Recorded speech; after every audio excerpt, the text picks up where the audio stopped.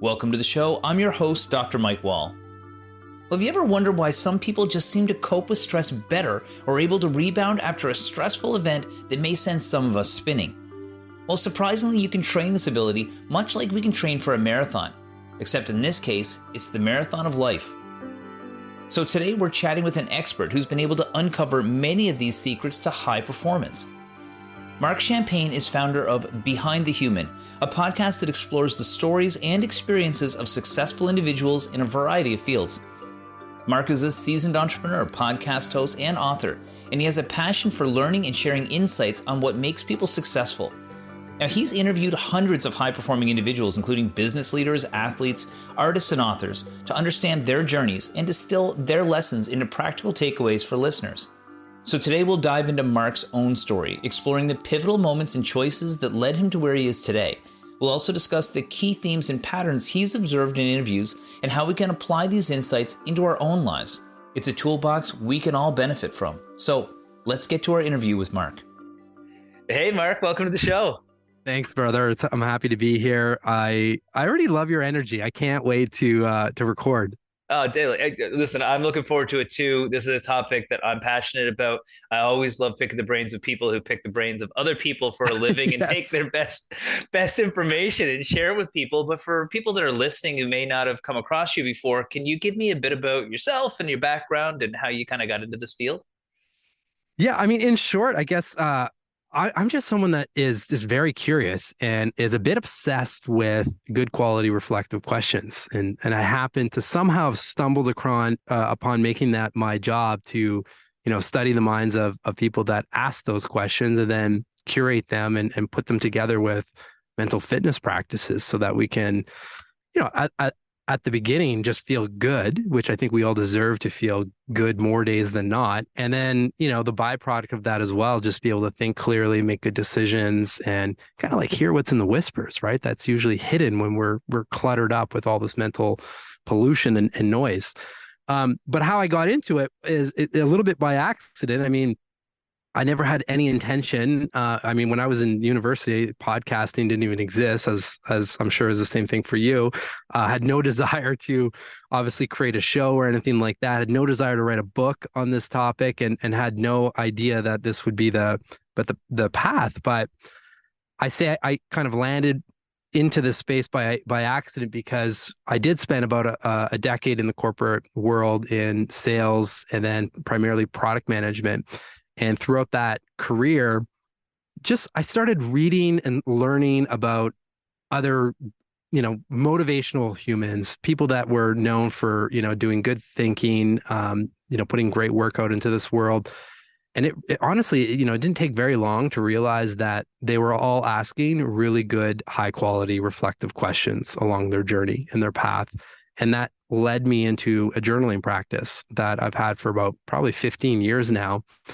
And, there's some flavor in between that, but essentially I went from that career to the entrepreneurial world, launched a mental fitness app that reached a bunch of people.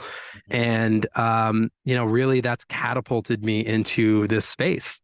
Yeah. When you say a bunch of people, it's not just a bunch of people. How many was that? Just as a number. It's pretty That's wild. the Canadian me coming out, right? Yeah. We reached 86.9 million people in the first 2 years of being in the App Store. And I mean, those aren't downloads, but those are App Store impressions. And there are multiple six figures of people using the product, which, I still, whenever I say that, I know it by heart, obviously, because I'm proud of it, but also, it did lead to a little bit of a mental destruction when at one point we had to actually delete that app from the store. Yeah, that's right. Well, that's going to be an important thing. We'll talk about overcoming and how you sort of have come to these conclusions and to look deeper into these philosophies. But maybe you could start by explaining the overall concept of what like mental fitness really is for people listening. Yeah. I mean, in its simplest form, mental fitness, from my perspective, is it's kind of like an umbrella term. It's really anything that you're doing to train your mind to work for you instead of against you. And that includes mental health, that includes mental resiliency, performance, optimization, like anything that you can think about. And the reason that at least I started using the terminology was when I was running that journaling app or mental fitness app was because, you know, anytime you would talk about mental health, and it's getting better, but it's still like this today, we kind of default to, okay, mental health, I'm pulling myself out of a hole in a way, which it's good that we're speaking about this and making it accessible and more comfortable and giving people the permission to talk about it. But it doesn't feel very motivating, you know, speaking from that term where mental fitness, just like physical fitness, is something that we can decide to do or explore, and it includes mental health, right? So for me, I try to stay within kind of that umbrella term and do everything possible, and this is how all my work kind of lines up, but do everything possible to unpack and explore like the million different avenues, just like physical fitness. I mean, if you don't like to, you know, spin or run, that doesn't rule out all of exercise, right? Yeah, There's like so exactly. many other things you can do. So it's Yeah. just, how do you find the practices, the rituals, the activities that, you know, if you do those things, put a smile on your face, make you feel good, Mm. and start there. And that's really what a lot of our show is about too. We realize that there are really significant acute medical conditions like mental health circumstances that need medical attention at this moment. But a lot of the Of time course. we wait until we're sick to get treatment. And we have a huge responsibility as people to be able to take some of that in our own hands, to just like we would train ourselves so we don't pull a hamstring playing softball the weekend in the summer. Same sort of thing when it comes to our mental health. And I love that concept of what preventative maintenance can we do? What habits can we do to make ourselves as conditioned in case that really traumatic event Yeah, comes at us that could maybe wipe us out, or maybe we could withstand it just a little bit beat up, a little bit tired, but we could get through it. And I think that totally. concept is hugely relevant for today. Well, there's a preventative side, of course, which I spend a lot of time talking about, but then there's also just the recovery piece that most people don't speak about. You speak about this in athletics. You know, if you have top level athletes going all out on the basketball court, there's a huge chunk of recovery practices at the tail end of that. And if you think of kind of what we do to our minds, it's like we put our minds through a 12-hour hit workout day in and day out, and for many do nothing to recover or replenish our minds and give it, you know, give our minds some time to breathe and clear out and regenerate, which, you know, there's no surprise, at least to me, or I'm not shocked to see that we do have a mental health crisis. I mean, it's obvious that this kind of, you know, society that we live in and the way that we're operating will lead to something like that. So that's for me, we need the reminders, and they're so simple. This, you know, there's post-it note kind of practices that I've picked up from Olympians that you would think, oh wow, that's the Olympic level mental fitness. It's so simple, but it's just these little reminders to bring us back on track when we get pushed into autopilot of, you know, fear type headlines, or, you know, just the stress of all the content coming at us and just life in general, right? Yeah, and there is a lot of stress, and I think about Newfoundland in particular. This time of year, super gloomy here, dark, cold, Yeah. tough on the mental health. But you talked about these skills that you acquire over time. You talked about your journaling. But when I learned about physical fitness, because that was my background when I first started, I learned a lot by doing and trying, and then I learned from experts and everything else. So you have been able to learn from a lot of people, and you've been able to compile resources. So tell me a bit about the book that you wrote, and then also after that, we'll get into your podcast. I think that's important for people to know those resources exist because we're not taught about it in school. So they need to go find them, and Yeah. you're a great source for that. Oh, well, thank you. I mean, the book is the book came out of the podcast in the sense that there are interviews that are on the podcast. Then the idea was, well, how can I go a little bit deeper than just that one conversation and leverage that person's story to surface some reflective prompts that anyone can use, and kind of went a step further to think about, you know, even though some of the people that are on the podcast are quite famous for their work or they're best-selling authors and whatnot, like not everyone knows, you know, James Clear, for example, the author of Atomic Habits, but everyone kind of knows Picasso or Jane Austen or Kobe Bryant or Robin Williams. So then there's a whole other flavor to the book of people that have passed that everyone knows and that have their kind of their own unique story and set of insights and work that they've left us behind. So then I studied them from a mental fitness angle to see, Well, what can we allow Robin Williams or Kobe or Jane Austen or Maya Angelou to inspire in our own journey based on where we're at in our lives? And that's where these chapters started to originate that are short, digestible, 3 to 5 pages long, and they all start with a big opening prompt. And there's follow-up questions that help guide us through, like Robin Williams is, how can I be unapologetically myself? And okay, well, how do you do that? Like, how do we unpack, to being the real us, not the facade that we may put on at work or even in our personal life, or we get stuck in comparison mode and whatnot, but like the real you. Like, let's just take a minute and give ourselves that opportunity to go there. And then there's the book is of course littered with different practices to help, provide a container for those prompts so that they're not huge and they don't feel like we're taking on the weight of the world by trying to unpack questions like who am I or who am I striving to become and so forth. Another thing, though, I think is really important, though, is repeated exposure in different ways. People learn in different ways. People learn by reading a book. They learn by watching television. They also learn by listening. So when I contacted you, I see you're in a beautiful sound booth. You've got your proper mic. You got your headset. I know my job editing this is going to be a lot easier when it comes to sound mixing as a result, and I'm very grateful for that. But you are also very experienced at hosting your own podcast. So how can people find that, and what's the topics you face with that? Yeah, thank you. I appreciate it. The show is called Behind the Human, and I mean, as you can probably guess, the tagline is that I'm unpacking the stories and mental fitness practices of people living at the top of their game personally and professionally. And the idea is that you won't find one specific category of people. They range from Michelin star chefs to writers, designers, cafe owners. I mean, the first interview was out of Montreal, Canada, when I was working on the app in a cafe before I'd go into work. And that was the first conversation to, again, just provide the perspective of, well, here's this cafe that looks from the outside that's booming, full of people.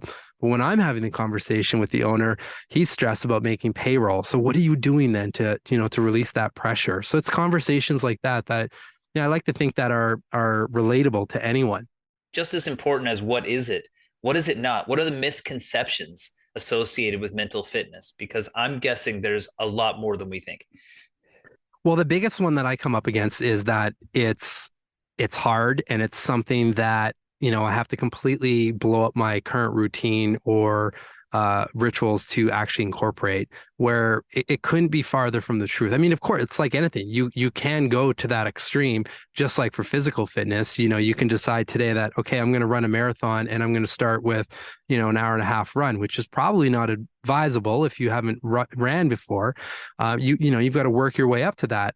But with mental fitness, the biggest thing that I could suggest for people or invite people to think about is just take a look at your current day and your current rituals and routines. And when I say rituals, it's something as simple as, do you have a first coffee in the morning, or do you let that tea steep, or a glass of water? Or do you look out the window and, in terms of the place of the world where you live, I mean, you're surrounded by beautiful water. Are you staring out into that water? Well, there's the point where you can check in with yourself. How do I feel today? One word. Where do I feel that in my body? Now, just in those two questions, you've identified some emotion that whether you ask those questions or not, those emotions are rolling into the day with you and affect everything. So you can, just by taking that time, you can release it by first of all, identifying where it is, or, well, what's fueling? If I answer that question when I feel a bit stressed and I feel tightness in my chest, well, what's fueling that anxiety or that tightness? Cut the fuel. Right? As simple as that. As simple and like it, that takes 2 minutes. Or we can do, for a lot of people and myself included, I've really been enjoying breath work, guided breath work, doing 3-4 minutes to start the day. You feel like $1,000,000. You can feel it physically. And if you're doing any kind of breath holds, you can stack in those questions, right? How do I want to show up today? What can I celebrate about today? And so forth. And it's just a way, Mike, to start the day on your own terms without, letting your phone, email, social media, or outside circumstances dictate how you're going to start your day and feel. I would start there. Yeah, that makes perfect sense. And I mean, we know, like, by looking at what happens, I studied endocrinology, like when you're in the fight or flight response, just by naming it and being conscious of it, you can reduce the impact of that. And by breathing, Yeah. which is something we usually don't think about, by thinking about that, we can take that unnatural rapid breath coming from that stress, the anxiety, the Mondays or whatever it is, and you can name it, and then you can pause it, you can bring it down, and then you can control it. But most people, I think, now correct me if I'm wrong on this, but I think a lot of people are constantly living in this state of turmoil without being aware of it at all. So it's like unconscious incompetence, right? Yeah, well, and that's why the check-in question is so important because what Mm, ends up happening is that as you do that, first of all, it doesn't take very much time and you'll feel it immediately just by checking in with yourself. But then you're just like physical fitness, you're training that muscle, you're training that curiosity to show up more and more, and then you'll start seeing boosts in self-awareness. So then now in the middle of the day, when something throws you off, because it's nonstop, right? Like you can't avoid it, and it's not about suppressing emotions. It's about acknowledging that, oh, there they are again, but not letting them hijack the rest of your day. Because mm, that's when it gets, that's when we get into, a tricky place where it becomes, oh, well, the whole afternoon is shot. And then it rolls into the next day and day after day. The next thing you know, that's when you find yourself in a mental health situation, right? Like that just doesn't just come up overnight. There's usually signs. Just like, mm, when your neck starts to get tight or your shoulders are tight and you're like, I think I need a massage. Maybe there's some ergonomics there with wherever you're working, but usually there's some mental tension that is sparking that, right? So with mm, these kind of questions and check-in practices, you can pick that stuff up, right? Same thing with like middle of the day, something throws you off, some gratitude. I mean, for everyone listening, you can try this right now. I guarantee this will flip your mind into a great state because anytime you layer in gratitude, and you know this from your studies, I mean, you're giving yourself a beautiful neurochemical cocktail of serotonin and dopamine, all the feel good emotions. So here's the prompt. If you could give credit or thanks to one person that you don't give enough credit or thanks to, who would that be? mm. Don't overthink it. Just write that person's name down and then send them a message. Hey, was just thinking about you. Hope you have a great day. And if they're not around today, if they've passed, you can send that same message with your eyes closed and kind of energetically, and you'll feel the effects of that. But if they are here, what typically happens, now you've made their day, they send a reply, make your day. And what's not happening while all of that loop is going on is not the looping unwanted emotions that have hijacked your mind in the first place. Mm. Now you're back into a thriving state. Like that's what I mean by you can do this instantly. And on the back of my book, I really believe this, and I've lived it. I really do believe we're all one question away from a completely different life at any point, or one question away, as kind of demonstrated right now, from a different mood at Mm. any point. Mm. Yeah, I can believe that. And I've heard that term or something similar coined, like emotional agility. And Yeah, like I somebody described it. What is it? Somebody takes $1,000 from your bank account, which is, and you've got $86,000 in there, and that $1,000 is equivalent to a 15-minute meeting in seconds, and 86,000 how many seconds in the day? And would you ever give somebody the rest of the bank account if they stole $1,000? God, no, you never would. But people yeah, do it with bad moods all the time. Somebody gets a bad interaction at the coffee shop, and your whole day is gone. So yeah. this emotional agility, do you ever use those terms, or do you call it checking in and then being able to like switch it with some sort of physical behavior as opposed to just acknowledging it? Yeah, I mean, I try to keep like that's what I mean by the umbrella term mental fitness, emotional agility. I've heard, emotional resilience, mental performance. I mean, it's all to me. You can research and pull up all the studies linked to Mm, those kind of keywords, which is fantastic. But I just try to keep things super practical. yeah. It's like take a couple breaths. Like we all have to breathe. We don't think about it. Take a couple breaths. You feel it immediately, and then here are some prompts. And if we can stay consistent with practices like that make us feel good. And for me that's journaling. For me that's breath work or taking a long walk and physical exercise, mountain biking, big one for me. I'm on the East Coast right now and it's winter and I'm snowboarding. So Hmm. it's like those are the things that I'm constantly trying to make sure that are injected into my calendar. Um, More days than not, because I know they put my mind in the right space. So for everyone else as well, like just list out 5 or 10 things, activities, rituals, practices that make you feel good. And Hmm. you'll start feeling the benefits of having those. injected or tacked on to existing meetings or activities that you have in your calendar. And they don't have to be, like, oh, I have to take the whole afternoon off to do this. It's just 10-minute walk after lunch. Try that out. Breathe some fresh air. Reset your mind for the afternoon. The smallest of things. Yeah.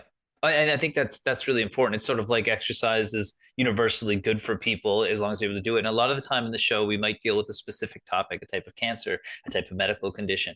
But in this case, how applicable is this? How many people out there can benefit from some form of mental fitness regimen in their life? Well, I'll answer that with a question. How many of you know someone or are you someone that would like more control of your mind? I mean, I would say everyone says yes. I know I would, and I mean, I'm surrounded by these practices day in and day out. But I don't wake up leaping out of bed every single morning. I do more days than not because I do put in the work with mental fitness, and it's possible. But when my mind's hijacked, I lean on those practices as well, right? And I think I said this earlier, but I just think we deserve to feel good. Mm-hmm. And there's a ripple effect to that. I mean, people around us then feel good as well. And then based on, whatever you're doing in life, like that's where more ideas come up, or you start seeing the, clear path forward, or, you come up with these ideas that can change the world. I mean, I'm being very grandiose on this, but that's where it all, I mean, those are the themes that I pick up with all of these incredible performers. They're not doing anything out like crazy in terms of practices. They're just consistent, and they focus on stilling their mind, letting their mind breathe so that they can actually surface what's all there and that we all have. And we're incredibly brilliant human beings. We just need to let our minds do it, and not be held back by all of the outside circumstances that throw us off and put us in those fear states and survival states. It sounds daunting to potentially make a shift, but can you give a framework of like a few things people could try and how they could integrate those to start to make that change direction? Because I'll give you an example. One saying I love, and it was from the founder of Patagonia. He said he used to mountain climb and he would get to a cliff, and sometimes he would get to that cliff and he couldn't go any further. And instead of thinking he went the wrong way, he realized that when he turned around and went back, he was still facing forward. Oh, nice. I like Yeah. that. Yeah. I like that a lot. I mean, I think the easiest way to do this is to surround yourself with good, I call it good, positive mental nutrition. And, that could be starting the day reading a few pages out of a book, or a carefully curated podcast list, that if you listen to even 5 minutes of an interview, that you're going to be left in a thriving mental state. Because we just need those perspective shifts. No matter what you're going through, if you can read or bring in, and I use Stoic philosophy often. I always have a something around philosophy leaning beside the coffee maker, and I'll read a page of that, and that's what sparked the idea to write a chapter on Marcus Aurelius. I'm like, here's someone that from the beginning of time has been journaling and talking about these topics. That if you modernize the English, you wouldn't even be able to tell it's a different era. It's like, oh, he's talking about, I'm just trying to get to vacation, or, in his case too, in those times, I can't remember how many, but something like 12 or 13 of his kids died. Like we can't even fathom that happening once. And of course people do go through that. And, I've got friends that have, and it's, it's obviously incredibly challenging, but in those circumstances, when you read about something like this, sometimes it's just a small little unlock of, okay, well, he made it through, and here's what he did, or so forth. And you just find those little bits of inspiration to bring you back and give you that hope and confidence to keep moving forward. I couldn't agree with that more. I mean, one of the things that's opened my eyes to how fortunate we are in the world is travel. and going Yeah. to some places of the world that aren't necessarily places that people would choose to go to have the best time, but to more of a place that educates you just how fortunate we are. And, especially here in Newfoundland, like you said, we're surrounded by nature. We've got all these great things. And yes, of course, we have some challenges in our community because all communities do have challenges. Yeah. But in general, we're all really lucky. And so having that perspective, I think, is really important. And sometimes people go through that perspective by going through tough times themselves, and then they learn to deal with that. And other times they can use other people's examples. And that's why having, like you said, this curated list is so important.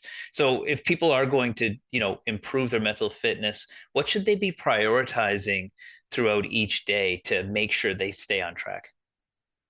Well, I mean, the first step, two big questions I think everyone should just think about, and you don't have to make them even labeling big. I shouldn't have done that. It's look at these questions as something exciting and that will provide clarity moving forward and so forth. And they set the goalposts of the whole journey.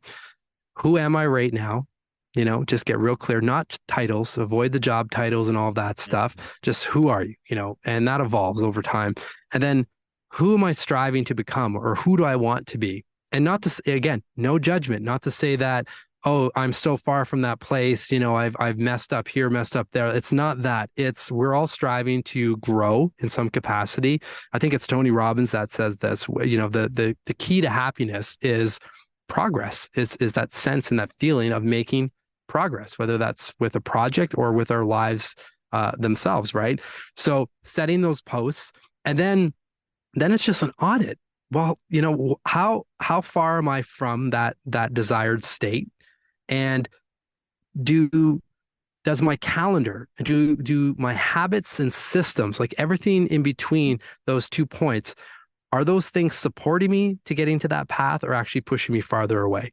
And that's where you start, is slowly making those small adjustments. If it's you want to be healthier and you want to feel better from a nutrition standpoint. Okay, well, let's take a look at the eating habits, right? Where can you make some small adjustments? Maybe you want to cut out 1 drink per week. Start there, right? And then check in with yourself. Well, how did I feel on the day that I didn't have any alcohol versus the day I did? How did I sleep? Right? Or if I cut out some sugar or reduced, like just small little things like that. And then you start feeling those micro wins and they stack. And then all of a sudden you start seeing the change. I love micro wins because this is why diets and all these different fads fail, because people go too far, and, Yeah. and knowing that better is great. Fantastic. 0 to a 1, great. 1 to a 2, great. Just like a 9 to a 10 is great, but not as necessary for most people. So I agree with that. These little micro habits, that it's okay to not be perfect, to pick and choose little things. And I guess people will be looking for some sort of feedback. And I always looked at, in science, it was always like you had to pick 1 or 2 variables, because if not, some would just be by chance and it ruins your statistics and it's not valid and blah, blah, blah. When I was doing wellness, I used to pick as many variables as possible to see that if there was an improvement anywhere, we were going to detect that and we were going to celebrate that, because that might be the right variable for you.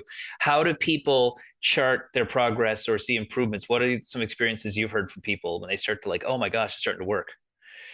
Well, I mean, I follow habits and I track them. I should say I follow my mood, and I try to associate my mood.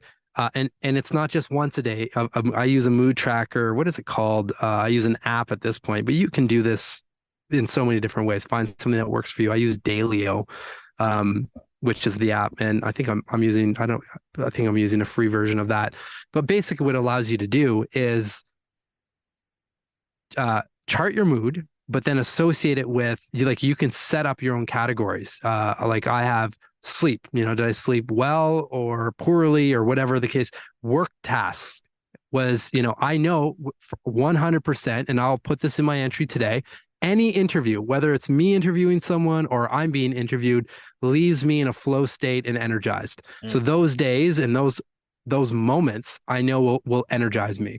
So obviously I try to have as many of those tasks on the calendar, and then just charting everything else, right? Like the activities, the mental fitness, interactions. And then you start picking up the trends and you can see it, right? And like, okay, well, I know. And then I have two health related habits I'm tracking, and one's alcohol, like just reducing alcohol consumption to, only the weekend, not having any drinks during the week. And I'm not talking about, like 4 to 5 drinks I'm talking about just one. Yeah.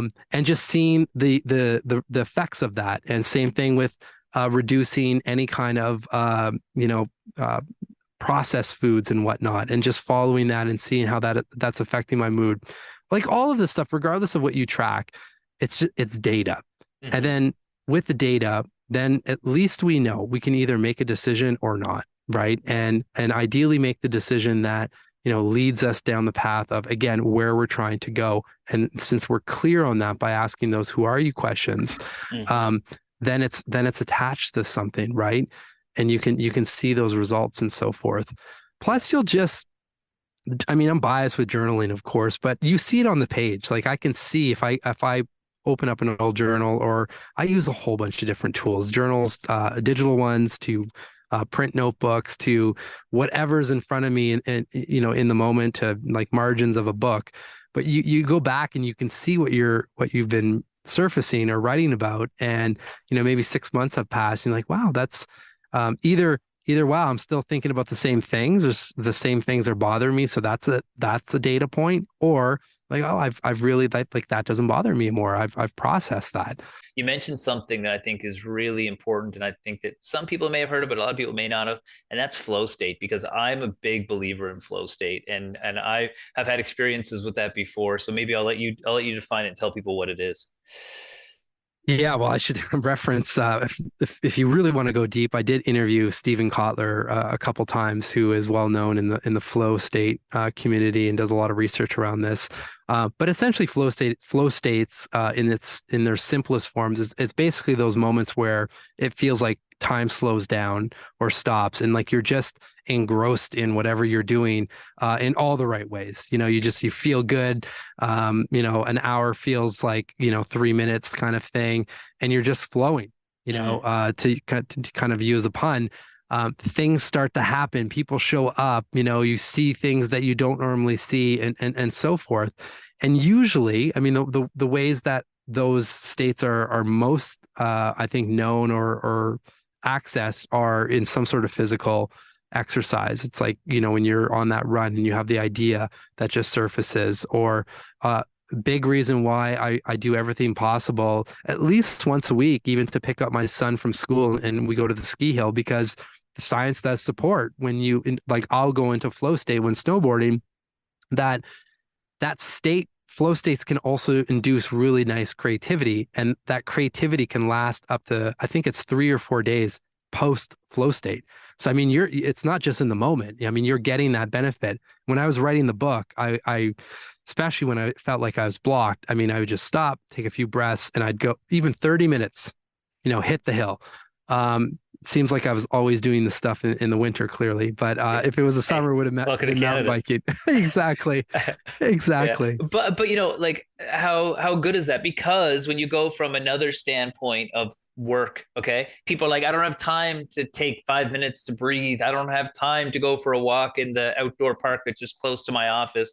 I don't have time to do this, this, and this, not realizing that it's likely going to improve their productivity dramatically. Yeah. You also have assisted organizations. If somebody's listening to this, they have an organization, they're trying to foster creativity, they're trying to create a healthy mental state in the office. How can that be employed by organizations?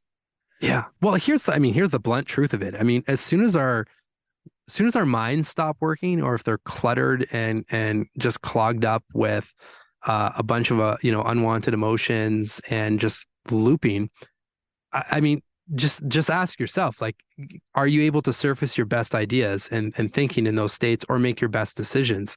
And the answer is typically no. I mean, it's really hard to do that. And if you do, it just feels like one big, kind of grind after another.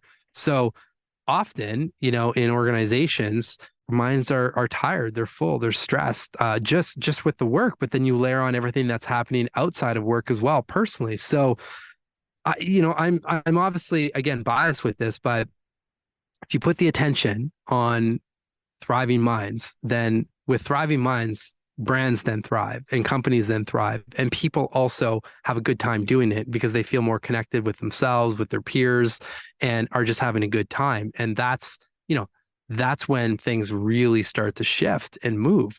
So for me, whenever I'm working with a team, again, just kind of like the flavor of this conversation, it's not about blowing up the whole process they have. It's about, okay, well, let's look at the calendar year and which team meetings you have coming up, the big planning, business reviews, strategy sessions, and let's inject some mental fitness to prime the minds for the people that are going to be there so that you're going to get the best out of those meetings and that thinking, but then also blow out some of that, that mental clutter so people feel good and start to build the practices, the preventative practices that are personalized to them specifically so that this stuff can be retained and they can continue evolving. And then everyone benefits, long term with this kind of stuff. And I think about that, people tend to focus so much on work that they deprioritize the things that are going to make them better in so many different ways. Don't have time to exercise, I'm too busy. Don't have time to eat right, I'm stuck at my desk. All these different things. How does that apply? So say even an organization doesn't jump on board, but somebody's listening to this and they want to be a high performer. They want to do better. They want to get more out of their day for various reasons. How will that impact both their personal and their professional lives if they start to prioritize this? Well, you'll start to see, yeah. I mean, you'll start to see boosts in just clarity in general. It's interesting as you start deploying some of these practices. There's almost I experienced this myself. You almost start you have like a boost in self-awareness, which almost feels like you're doing worse but now you're noticing a lot more than it's always been there. But you're like, wow, am I full on depressed or am I full on anxious right now? And maybe you are, but at least what's happening. And then again, like you can leverage some of these practices to flip out of it and so forth. So just, I don't want to say warning, but just this is normal. Like Yeah. you may feel this as you start deploying this stuff. But then when it comes to like your thought process, again, this is where you start seeing. That's why I call myself a mental fitness strategist. I don't consider myself a coach or a therapist or anything like that. I come from a background of strategy. And just like when we put together a brand strategy for a company for some direction, we can do the same thing for our minds. So when you start doing that, then all of a sudden your mind's clear, you're more focused, you're more intentional, you're less reactive when stuff happens in the day. You start hearing things in these meetings, or you start picking up, especially in sales, you start picking up the things that aren't being said that are the real unlocks in what you're doing because you're present. Yeah. Like the greatest gift we can give ourselves is presence, but you can't be present if all this stuff is floating around and you're being hijacked every 5 minutes from all kinds of sources, right? Yeah. So that's the key. And that's where, you mentioned the term breaking the loop. Is that what that is? Absolutely. Because then you see the loop and you're like, okay, here it is. I remember I interviewed another Canadian, and he's quite well known if you're on the Calm meditation app or 10% Happier. A guy by the name of Jeff Warren. He's in the book as well, and I think he's from Waterloo, Toronto area. And this will always stick. He was talking about anxiety, and he used this example of. He said it's like if you're at a party and Joe comes walking in the door, anxious Joe comes in, and worried Susan comes in, and it's like, oh, there they are. You can come in, you can have one drink or a cocktail or whatever, but you're not staying the whole party, And so you're acknowledging it's there. It's not masking or pushing this stuff down, but you're not letting it take over the whole evening or the whole situation. And even just thinking about it in that way with a little bit of humor lightens the situation in general, right? So Totally. It's all these little things, right? That they're like mental gymnastics. Somebody can score a touchdown on you during the regular season, but come the playoffs, you should have a defense set up for that play so they don't score on you again. Yes, Yeah. absolutely. And anybody who listens to this show knows I came from a safety background, and there was unconscious incompetence and there was conscious incompetence, which you said, you're like, oh my God, I'm like, am I going, something wrong here? But maybe Yeah, it was always that way. You just didn't know. You were unconsciously, now you're exactly. consciously incompetent, and then you become consciously, competent, and then unconsciously competent. It's this whole process. But I do think that, that first step, just getting comfortable with being uncomfortable, is really Yeah. important for people when it comes to their mental health. We're starting to wind down here now, but we so much content. We could literally talk for hours and hours, but what would you leave people with as we start to wind down? I mean, I think the biggest thing is to approach any of these practices or anything we've been talking about from a place of just pure curiosity and have fun with it. Don't come into this with judgment and whatnot. Like just like physical exercise. I mean, try a few things, see what works, and if it doesn't, then just do something else, right? Yeah. But just come in with an open mind that, first of all, most of these practices have literally been around since the beginning of time, so they've stood the test of the time. When it comes to questions, and in my case, the Socratic method, which in its simplest form, ask a big question and ask follow-up questions to get even more clear, also been around since the beginning of time. We all use it. We just don't typically use it consciously or with intention. So my invitation is just to start paying attention or more attention to the questions that you're asking or not asking yourself, because that just leads to, beautiful path and a place that, again, I think we all deserve to feel good and that we're thriving and that we're on a path that, we want to be versus on someone else's.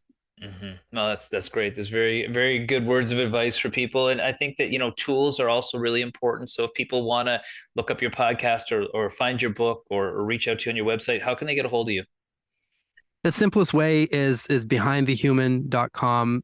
You'll see the podcast there. There's also a tab up there that's called Tools, bunch of free resources to help you get you started. The book is there, of course, and the socials.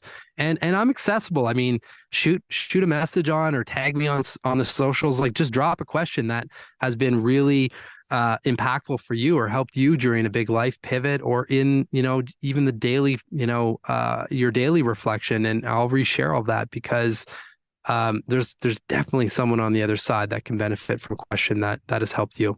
Yeah, well, I'll tell you, I've benefited from our conversation today. I've got the best job in the whole world to interview people like yourself. And I get to gain while everybody else does as well. So I really appreciate you taking time out of your busy schedule to join us. Oh, thank you. I mean, it was an honor. Like I said, I mean, I'll be exiting the booth as already am with a huge smile on my face, and I hope we get to meet in person one day. I mean, I'd like to come to you because I'd like the water. Yeah, yeah. So let me know. Oh, Newfoundland in the summer is the best time. I'll see you then. Yeah, Thanks again, absolutely. man. Thank you to Marc for joining us today. It's been a pleasure to explore his journey and gain insights into what makes successful individuals tick. We learned about Marc's passion for learning, his dedication to growth, and his belief in training our own mental fitness like we would our physical fitness. We also discussed the importance of being intentional about the stories we tell ourselves and how we can cultivate a growth mindset to achieve our goals. Now, as we wrap up, I encourage you to check out Marc's podcast, Behind the Human, where you'll find in-depth conversations with inspiring individuals from all walks of life. Well, thank you for joining me today. I'm your host, Dr. Mike Wall. We'll see you back here next week for another episode of The Wall Show on your VOCM.